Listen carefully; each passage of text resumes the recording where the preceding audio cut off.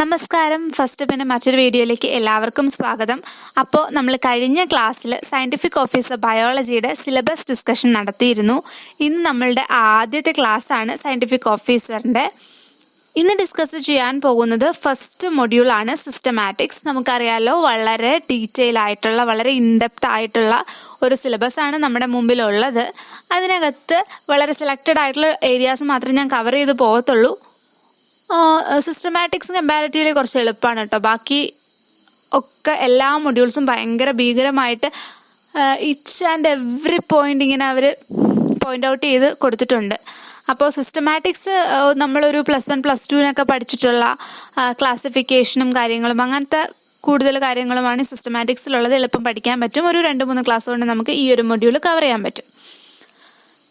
നമുക്ക് FSOയുടെ സബ്സ്ക്രൈബേഴ്സാണ് ഇപ്പോൾ കൂടുതലുള്ളത്. അപ്പോൾ നിങ്ങൾ ഈ എക്സാം എഴുതുന്നില്ലെങ്കിൽ ഫ്രണ്ട്സ് ആരെങ്കിലും എഴുതുന്നുണ്ടെങ്കിൽ ജസ്റ്റ് ഒന്ന് സജസ്റ്റ് ചെയ്ത് കൊടുക്കുക. കാരണം ഒരു പുതിയ കോഴ്സാണല്ലോ.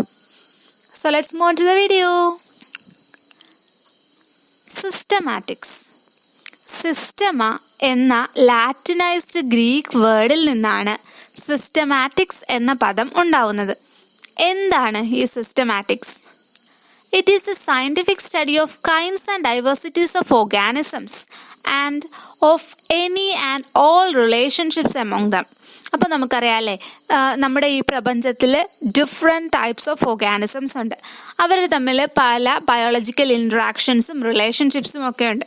ഇതിനെക്കുറിച്ചൊക്കെ പഠിക്കുന്ന ഒരു സയൻറ്റിഫിക് സ്റ്റഡിയെയാണ് ശരിക്കും സിസ്റ്റമാറ്റിക്സ് എന്ന് പറയുന്നത്.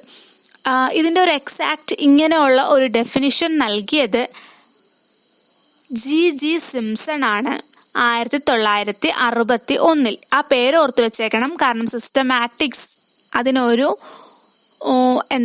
ഒരു കറക്റ്റ് ഡെഫിനിഷൻ നൽകിയത് അദ്ദേഹമാണ്, G. സിംസൺ. ഓക്കെ, 1961. ഇനി നമ്മൾ പഠിക്കാൻ പോകുന്നത് ക്ലാസിഫിക്കേഷനെ കുറിച്ചാണ്. അപ്പം നമ്മൾ പറഞ്ഞല്ലോ, ഒരുപാട് ജീവജാലങ്ങളുണ്ട്.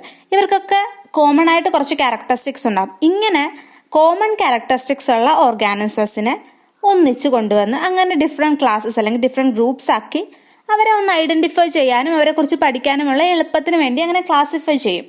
അത് പലരും ചെയ്തിട്ടുണ്ട്. ഓരോരുത്തരും അവരവരുടെ പോയിന്റ് ഓഫ് വ്യൂവിലായിരിക്കും ക്ലാസിഫൈ ചെയ്യുന്നത് ഈ ഓർഗാനിസംസിനെ.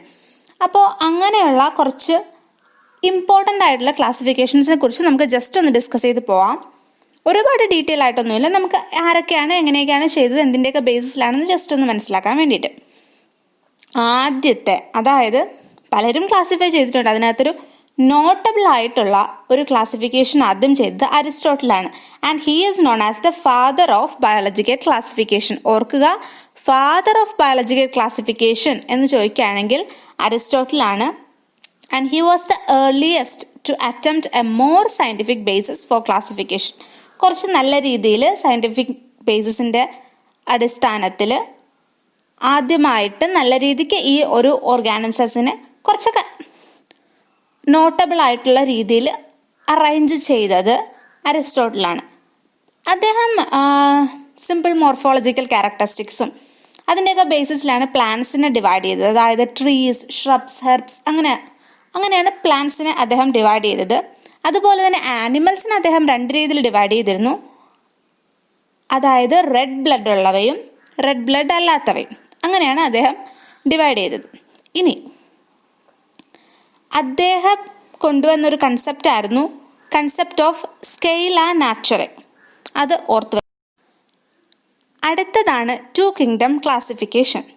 അപ്പോൾ അരിസ്റ്റോട്ടിൽ അദ്ദേഹത്തിൻ്റെ ഒരു അറ്റംപ്റ്റ് നടത്തി സിമ്പിൾ മോർഫോളജിക്കൽ ക്യാരക്ടറിസ്റ്റിക്സിൻ്റെ ബേസിസിലായിരുന്നു. അത് കഴിഞ്ഞ് നമ്മുടെ കാർലോസ് ലിനിയസ് വരെയാണ്. അദ്ദേഹമാണ് ഫാദർ ഓഫ് മോഡേൺ ക്ലാസിഫിക്കേഷൻ എന്നറിയപ്പെടുന്നത്. കുറച്ചുകൂടി സയൻറ്റിഫിക് ആയ രീതിയിൽ കുറച്ചുകൂടി നല്ല ക്യാരക്ടറിസ്റ്റിക്സിൻ്റെ ബേസിസിൽ അദ്ദേഹം ഓർഗാനിസംസിനെ ക്ലാസിഫൈ ചെയ്തു.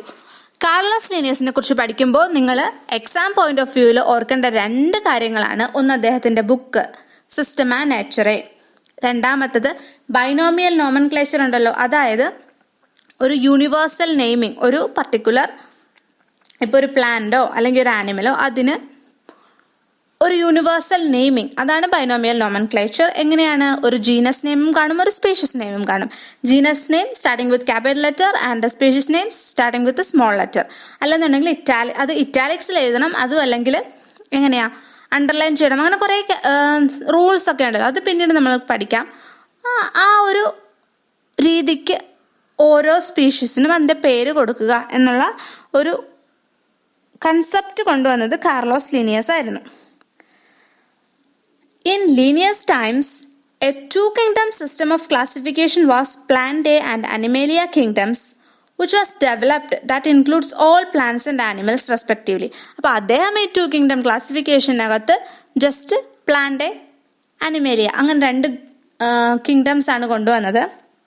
പക്ഷേ this system did not distinguish between the eukaryotes and prokaryotes, unicellular and multicellular organisms, and photosynthetic and non photosynthetic organisms. അപ്പോൾ അദ്ദേഹം ജസ്റ്റ് കുറേ സിമിലർ ക്യാരക്ടറിസ്റ്റിക്സ് ഉള്ളതിനെ കൊണ്ട് പ്ലാന്റയാക്കി, കുറച്ചിനെ കൊണ്ട് അനിമേലിയയിലാക്കി. പക്ഷേ ഇതിൽ രണ്ടിലും പെടാത്ത കുറേ ഓർഗാനിസംസ് ഉണ്ട്.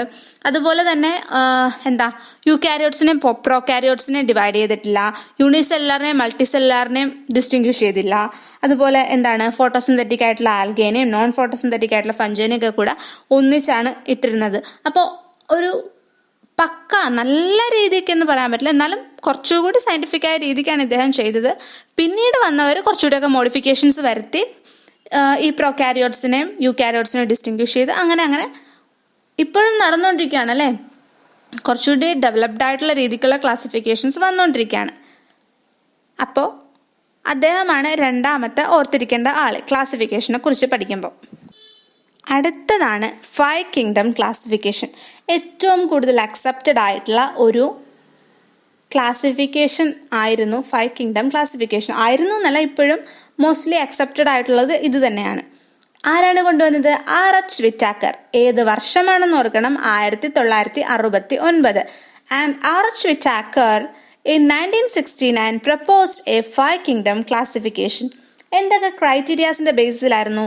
The main criteria for classification used by him includes cell structure, thallus organization, mode of nutrition, reproduction and phylogenetic relationships.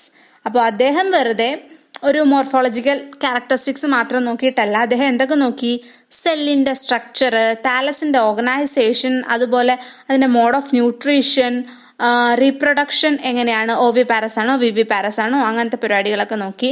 പിന്നെന്താണ്? ഫൈലോജനറ്റിക് റിലേഷൻഷിപ്സ് എങ്ങനെയാ, അതിൻ്റെ പൂർവികരും അതും തമ്മിലുള്ള ആ ഒരു റിലേഷൻ, അങ്ങനത്തെ കാര്യങ്ങളെല്ലാം നോക്കി. അങ്ങനെയാണ് 5 kingdom ക്ലാസിഫിക്കേഷൻ വന്നത്. ഈ ക്ലാസിഫിക്കേഷൻ അല്ലെങ്കിൽ സിസ്റ്റമാറ്റിക്സ് പഠിക്കുമ്പോൾ ഏറ്റവും ഇമ്പോർട്ടൻ്റ് ആയിട്ട് പഠിക്കേണ്ട ഒന്നാണ് 5 kingdom ക്ലാസിഫിക്കേഷൻ. അതിനകത്ത് എന്തൊക്കെ ക്യാരക്ടറിസ്റ്റിക്സ് ആണെന്ന് പഠിക്കണം, എന്തൊക്കെ കിങ്ഡംസ് ആണെന്ന് പഠിക്കണം, അതിൻ്റെ എക്സാമ്പിൾസ് പഠിക്കണം, എല്ലാം അറിഞ്ഞിരിക്കണം. അപ്പോൾ നമുക്ക് 5 kingdom ക്ലാസിഫിക്കേഷൻ കുറച്ച് ഡീറ്റെയിൽ ആയിട്ട് നോക്കാം. അദ്ദേഹം 5 kingdoms ആയിട്ടാണ് ഓർഗാനിസംസിനെ ഡിവൈഡ് ചെയ്തത്. ഏതൊക്കെയായിരുന്നു? ആദ്യം നമുക്ക് ആ ഒരു 5 kingdoms ഏതൊക്കെയാണെന്ന് നോക്കാം. Kingdom Monera, kingdom Protista, kingdom fungi, kingdom Plantae and kingdom Animalia.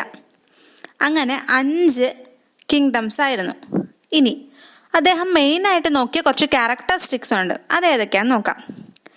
Cell type, അതായത് യൂകാരിയോട്ടിക് ആണോ പ്രോകാരിയോട്ടിക് ആണോ എന്ന് നോക്കി. ഇതിൽ കിങ്ഡം മൊണീറയിൽ മാത്രമേ പ്രോകാരിയോട്ടിക് ആയിട്ടുള്ള ഓർഗാനിസംസിന് എല്ലാത്തിനെയും മൊണീറയിലാണ് കൊടുത്തത്.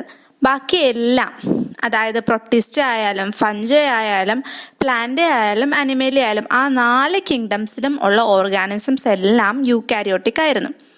പിന്നെ അദ്ദേഹം കൺസിഡർ ചെയ്തത് സെൽ വാൾ സ്ട്രക്ചർ ആയിരുന്നു. ഇതിൽ മൊണീറയുടെ സെൽ വാള് നോൺ സെല്ലുലാർ ആണ്, അതായത് ജസ്റ്റ് പോളിസാക്കറൈഡും അമിനോ ആസിഡ്സും മാത്രം. ഇനി പ്രൊട്ടിസ്റ്റയിൽ ചിലതിന് സെൽവാൾ ഉണ്ട്, പക്ഷെ ചിലതിൽ സെൽവാൾ ഇല്ല. ഇനി ഫഞ്ചയിലാണെങ്കിൽ എന്താണ്? സെൽവാൾ ഉണ്ട്, പക്ഷെ അത് സെല്ലുലോസ് കൊണ്ടുള്ളതല്ല. പ്ലാന്റയിലെ സെൽവാൾ എങ്ങനെയാണ്? സെല്ലുലോസ് കൊണ്ടാണ്. ആനിമൽസിന് സെൽവാൾ ഇല്ല. അപ്പോൾ ഓർക്കുക, പ്ലാന്റയിലാണെന്നുണ്ടെങ്കിൽ സെൽവാൾ സെല്ലുലോസ് കൊണ്ടാണ് ഉണ്ടാക്കിയതെന്ന് ഓർക്കണം. ഫഞ്ചൈക്ക് സെൽവാൾ ഉണ്ട്, ചില പ്രൊട്ടിസ്റ്റുകൾക്ക് സെൽവാളുണ്ട്, ചിലതിനില്ല. മൊണീറയിൽ മൊണീറ എന്ന് പറയുമ്പോൾ ശരിക്കും ഒരു നോൺ സെല്ലുലാർ സ്ട്രക്ചറാണ്. ഓക്കെ, ഇനി അദ്ദേഹം നോക്കിയ അടുത്ത ക്യാരക്ടറിസ്റ്റിക് ആയിരുന്നു ന്യൂക്ലിയർ മെംബ്രെയിൻ.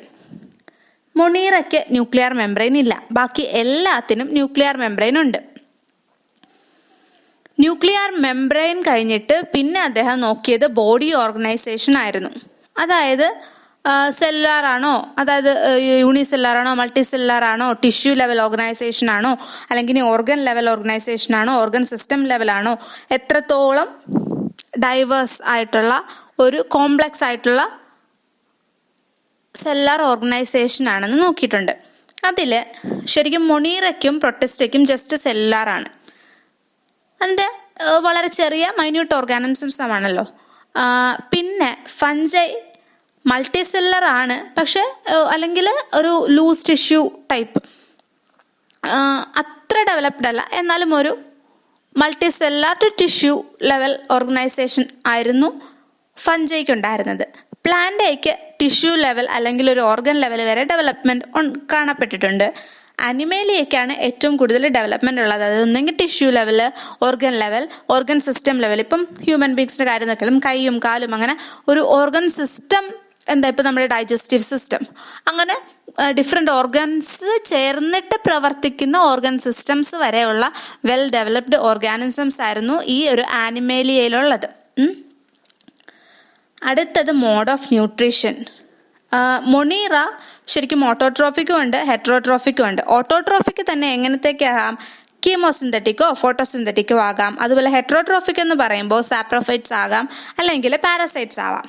ഇനി പ്രോട്ടിസ്റ്റയിലും ഓട്ടോട്രോഫ്സും ഉണ്ട്, ഹെറ്ററോട്രോഫ്സും ഉണ്ട്. ഫഞ്ചൈ നമ്മൾ എപ്പോഴും എങ്ങനെയാ പറയുക? സാപ്രോഫിറ്റിക് ഫഞ്ചൈ അല്ലെങ്കിൽ പാരാസിറ്റിക് ഫഞ്ചൈ എന്നല്ല പറഞ്ഞത്. അപ്പം ഓർക്കുക, ഫഞ്ചൈ എപ്പോഴും ഹെറ്ററോട്രോഫിക് ആണ്. ഇനി പ്ലാന്റേ, അത് ഓട്ടോട്രോഫിക് ആണ്. നമുക്കറിയാമല്ലേ, പ്രൈമറി പ്രൊഡ്യൂസേഴ്സ് എന്നറിയപ്പെടുന്നത് തന്നെ പ്ലാന്റ്സ് ആണ്. അവർ ഓട്ടോട്രോഫിക് ആണ്. സൂര്യപ്രകാശം യൂസ് ചെയ്താണ് അവരവരുടെ ഫുഡ് പ്രൊഡ്യൂസ് ചെയ്യുന്നത്. ഓക്കെ, ഫോട്ടോസിന്തസിസ് അതും അറിയാമല്ലോ, പ്ലാന്റ് റിലേറ്റഡ് ആണ്. ഇനി ആനിമൽസ് ഹെറ്ററോട്രോഫിക് ആണ്. നമുക്ക് സ്വന്തമായിട്ട് ഫുഡ് എടുക്കാൻ പറ്റില്ല, നമ്മൾ പ്രൈമറി പ്രൊഡ്യൂസേഴ്സിൻ്റെ കയ്യിൽ നിന്ന് കൺസ്യൂം ചെയ്യും. നമ്മൾ കൺസ്യൂമേഴ്സ് ആണ് അല്ലേ. അപ്പോൾ എങ്ങനെയായിരിക്കും? ഹോളോസോയിക് ആയിരിക്കാം, സാപ്രോഫിറ്റിക് ആയിരിക്കാം, പാരസിറ്റിക് ആയിരിക്കാം, അങ്ങനെ പല രീതിക്കായിരിക്കാം. അപ്പോൾ ഓർക്കുക, ഫഞ്ചയും അനിമേലിയയും ഹെറ്ററോട്രോഫിക് ആണ്, പ്ലാന്റേ ഓട്ടോട്രോഫിക് ആണ്, മൊണീറയും പ്രൊട്ടിസ്റ്റയും ഓട്ടോട്രോഫിക്കും ആകാം, ഹെറ്ററോട്രോഫിക്കും ആവാം. ഇത്രയും കാര്യങ്ങൾ ബേസിക് ആയിട്ട് ഈ 5 കിങ്ഡം ക്ലാസിഫിക്കേഷനെ കുറിച്ച് അറിഞ്ഞിരിക്കണം. പിന്നെ അറിഞ്ഞിരിക്കേണ്ട കാര്യം, RH വിറ്റാക്കർ ആണ് 5 കിങ്ഡം ക്ലാസിഫിക്കേഷൻ പ്രപ്പോസ് ചെയ്തത്. വർഷം അറിഞ്ഞിരിക്കണം, 1969. ഓക്കെ, അപ്പോൾ ഇന്നത്തേക്ക് ഇത്രയേ ഉള്ളൂ. വളരെ ചെറിയൊരു ക്ലാസ് ആയിരുന്നു. നമ്മൾ ആദ്യത്തെ മൊഡ്യൂളല്ല ഡിസ്കസ് ചെയ്തത്. അപ്പം അതിൻ്റെ ജസ്റ്റ് ആദ്യത്തെ ഒരു ഇൻട്രൊഡക്ഷൻ പോലത്തെ കാര്യങ്ങളൊക്കെയാണ് പറഞ്ഞത്. സിസ്റ്റമാറ്റിക്സ് എന്ന പദം ഒരു ലാറ്റിനൈസ്ഡ് ഗ്രീക്ക് വേർഡിൽ നിന്നാണ് ഉണ്ടായത്. സിസ്റ്റമ, അത് പറഞ്ഞു. പിന്നെന്താ, അതിനൊരു സയൻറ്റിഫിക് ക്ലാസിഫിക്കേഷൻ കൊടുത്തത് GG സിംപ്സൺ ആണ് 1961. അത് പറഞ്ഞു. പിന്നെ നമ്മൾ അരിസ്റ്റോട്ടലിൻ്റെ ക്ലാസിഫിക്കേഷൻ, പിന്നെ 2 കിങ്ഡം ക്ലാസിഫിക്കേഷൻ പറഞ്ഞു, 5 കിങ്ഡം ക്ലാസിഫിക്കേഷൻ പറഞ്ഞു. ആരൊക്കെയാണ് മെയിൻലി ക്ലാസിഫിക്കേഷൻ ചെയ്തതെന്ന് പറഞ്ഞു. പിന്നെ നമ്മുടെ സിസ്റ്റം നേച്ചർ ബുക്ക് ആരാണ്? കാർലോസ് ലീനിയസ് ആണ്. അതുപോലെ ബൈനോമിയൽ നോമൻക്ലേച്ചറും കൊണ്ടുവന്നത് കാർലോസ് ലീനിയസ് ആണ്. പിന്നെ നമ്മുടെ 5 കിങ്ഡം ക്ലാസിഫിക്കേഷൻ ജസ്റ്റ് ഒന്ന് ഡീറ്റെയിൽ ആയിട്ട് പഠിച്ചു. ഇനി അതിൻ്റെ ഓരോ കിങ്ഡംസിനെ കുറിച്ചും ഡീറ്റെയിൽ ആയിട്ട് പഠിക്കണം. അത് അടുത്ത ക്ലാസ്സിൽ നമുക്ക് പഠിക്കാം. അതിൻ്റെ എക്സാമ്പിൾസ് പഠിക്കണം, എന്തൊക്കെയാണ് അതിൻ്റെ ക്യാരക്ടറിസ്റ്റിക്സ് എന്ന് പഠിക്കണം. അതൊക്കെ ആയിരിക്കും ചോദിക്കാൻ സാധ്യത. കാരണം വളരെ ചെറിയൊരു മൊഡ്യൂളാണ്, എന്നാലും നമ്മൾ അതിൽ each and every point cover ചെയ്ത് പോവാം. So thanks for watching. ഇതുവരെ ചാനൽ സബ്സ്ക്രൈബ് ചെയ്തില്ലാത്തവർ ദയവായി സബ്സ്ക്രൈബ് ചെയ്യുക. ഒപ്പം അടുത്തുള്ള ബെൽ ബട്ടണിൽ ക്ലിക്ക് ചെയ്യുക.